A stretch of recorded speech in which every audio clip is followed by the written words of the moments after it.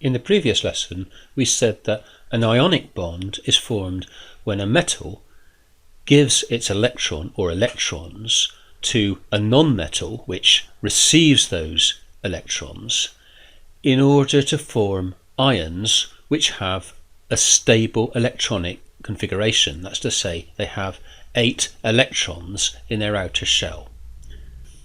So these positive and negative ions come together to form what is called an ionic lattice. This is a two-dimensional representation of sodium chloride, that's common table salt, in which the larger ion, the negative ion here, is the chlorine ion, and the smaller ion is the sodium ion.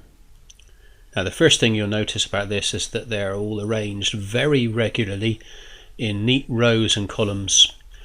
And so wherever you've got an ordered, regular internal arrangement, you can expect an ordered, regular appearance. And that's just what you get with substances that are held together by ionic bonds, form crystalline structures.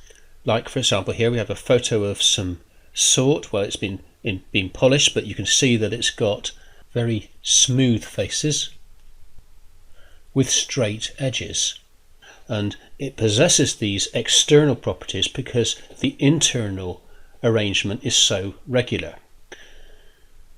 Now, each of these ions are held together by strong electrostatic forces. Okay, we have a positive charge and a negative charge. Well, we remember that a positive charge attracts a negative charge. But also, we need to point out that this is a two-dimensional representation. If we look over here, for example, this is a better representation of really what salt looks like. You got the sodium ion is the green and the chlorine ion is the purple. Well, each chlorine ion is surrounded by 6 positive sodium ions pulling on it, and likewise each sodium ion is surrounded by 6 negative chlorine ions pulling on that. And the result of that is that these materials are strong. They're held by strong forces and they are strong in themselves. Right? So held by strong electrostatic forces, okay, which results in a strong material with high melting points and boiling points, and as a consequence, materials that are held together by ionic bonds are solids. You do not find liquids that are held by ionic bonds or gases.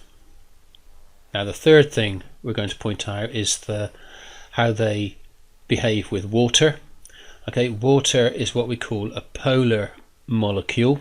We'll look at this in a later lesson, but basically because these covalent bonds are bent this way, they're not horizontal, okay, but they're bent downwards, they're forced downwards. Water has what is called a dipole moment. We say it's polarized or polar, so the center of negative charge on the molecule is displaced from the center of positive charge. What that basically means is that when we add a crystalline substance that's held together by ionic bonds, such as table salt, when we add that to water, the water molecule will find its way into the ionic lattice and will surround the ions and weaken the force of attraction between the negative and positive ions. It does this because the molecule is polarized, and as a result the ions are able to break away from the structure and dissolve in the water.